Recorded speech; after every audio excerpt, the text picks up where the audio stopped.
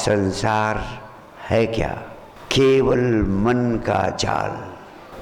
मन माया तो एक है, मन के जाल हजार।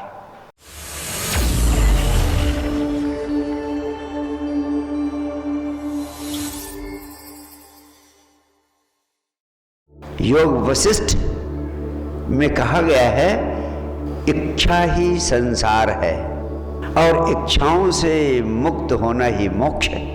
वास्तव में संसार है क्या?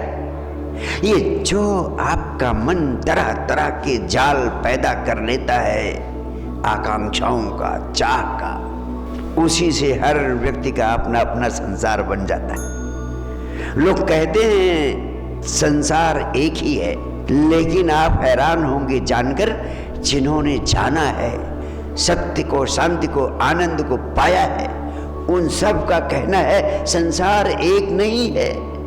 हर व्यक्ति का अपना अलग अलग संसार है। हर व्यक्ति ने अपना एक अलग संसार निर्मित कर लिया है। उसी संसार के घेरे में पूरी जिंदगी हर व्यक्ति जीता चला जाता है। हर व्यक्ति के संपर्क में 150 लोग होते हैं, अधिक से अधिक, और उन्हीं को लेकर उसके जीवन में चाह पैदा होती है, आकांक्षाएं पैदा होती है। उन्हीं चाह से, उन्हीं आकांक्षाओं से, उन्हीं इच्छाओं से उसका संसार निर्मित होता है। संसार निर्मित ही होता है आपके चाह से, आपकी आकांक्षा से। इन आकांक्षाओं को पूरा करने के लिए होने वाले संघर्ष का परिणाम है संसार। और संसार है क्या? केवल मन का जाल। मन माया तो एक है, मन के जाल हजार। संत कबीर कहते हैं माया क्या है? माया मीन्स ये सारा संसार, और मन माया तो एक है। मन और माया एक ही है। मन क्या है? ये जो मन सोचता है, विचार करता है, इच्छा करता है, चाह करता है, यही मन। तो मन माया तो एक ही है। संसार क्या है?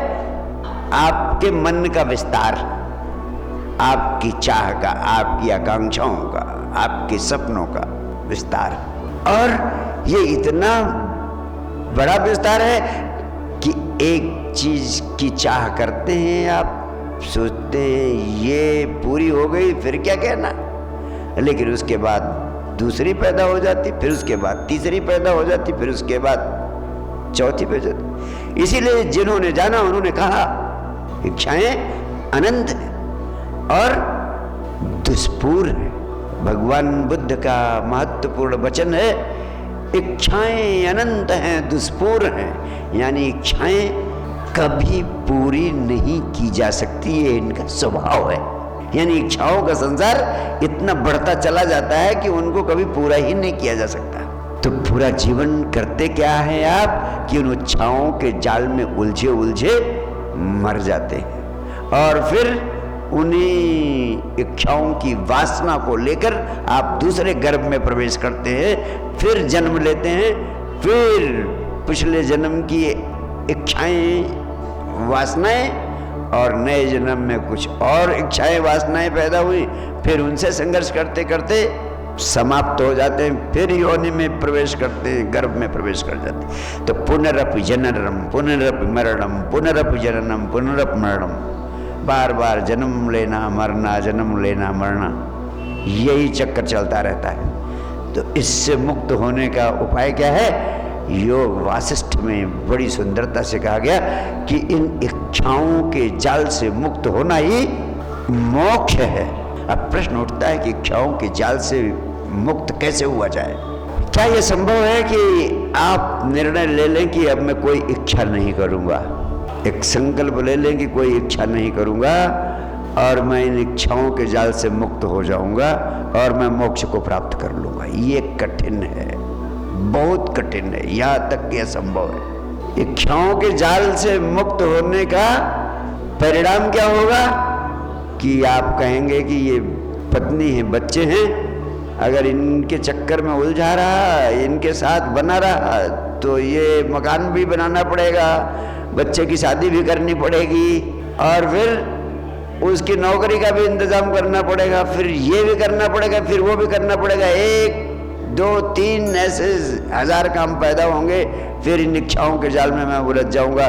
इसलिए लोगों ने कहा क्या कि इच्छाओं के जाल से मुक्त होने के लिए घर गृहस्थी संसार छोड़कर भाग गए जंगलों में, मंदिरों में, मठों में, आश्रमों में। उन्होंने कहा संसार ही छोड़ दो, परिवार ही छोड़ दो, ना कुछ करने को रहेगा, ना इच्छाएं पैदा होंगी। लेकिन मैंने देखा कि लोग आश्रमों में चले जाते हैं, मठों में चले जाते हैं, जंगलों में चले जाते हैं, वहाँ आश्रम बना लेते हैं। फिर आश्रम की तमाम आवश्यकताएं होती हैं। जैसे आश्रम में अब सब लोग आए हैं तो सबको भोजन चाहिए, भोजन की व्यवस्था कैसी होगी? तो पता लगा जो सन्यास लिए हैं वहाँ सन्यासियों की ड्यूटी लगाई जाती है कि तुम भोजन इकट्ठा करके लाओ हर जगह से। अब वो भोजन इकट्ठा करने में लगे हैं, फिर भोजन बनाने में लगे हैं। फिर पता लगा कि वो अच्छे भाई देखो, आश्रम का महंत कहता है कि जरा अच्छे जो संपन्न लोग हैं उनको पकड़ो, उनसे कहो कि वो एक साथ ही राशन दे जाए। जाने क्या क्या जाल बन जाता है। आपके घर से भी कई गुना ज़्यादा बड़ा जाल मठों और आश्रमों का है।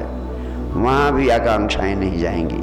आकांक्षाओं से मुक्त होने का उपाय क्या है, मैं आपसे बताना चाहता हूँ। मैंने कहा ये जो 3 महामंत्र मैंने दिए हैं आपको, गीता, कुरान, बाइबल, योग वशिष्ठ, वेद, पुराण, उपनिषद, सबका सार इन 3 महामंत्रों में समाया हुआ है।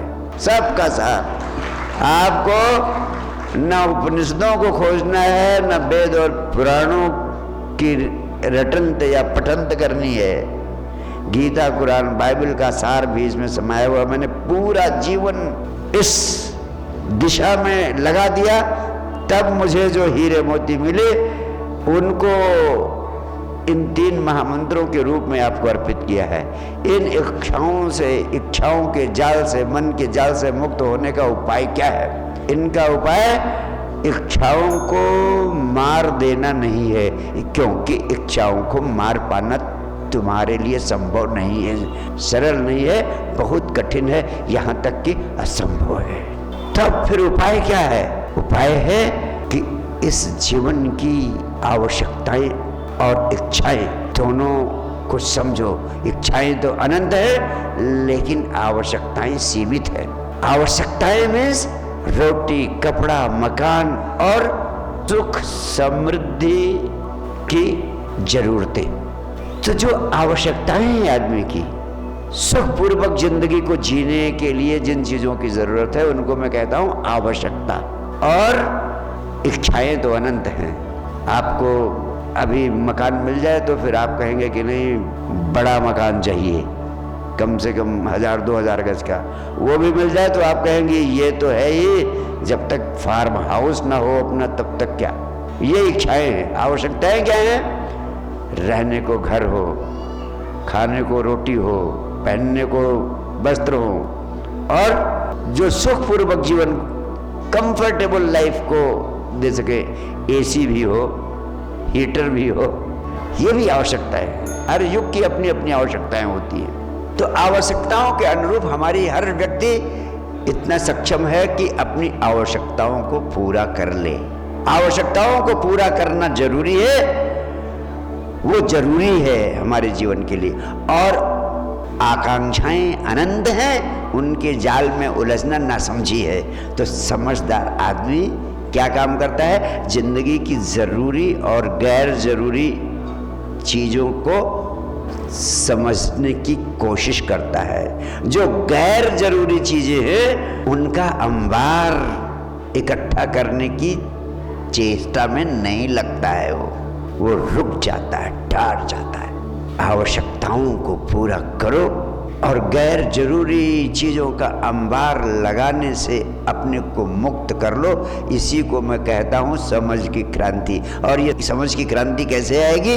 उपदेश देने से नहीं, समझाने से नहीं। ये समझ की क्रांति आएगी जब तुम विचार शक्ति का विज्ञान, विचार शून्यता का विज्ञान, हर पल आनंदित रहने का विज्ञान अच्छी तरह समझोगे, अच्छी तरह प्राणों में उतर जाने दोगे, तो तुम अपने आप पाओगे कि गैर जरूरी चीज़ों का अंबार लगाने की ख्वाहिशें आपके भीतर से खत्म होती जा रही है।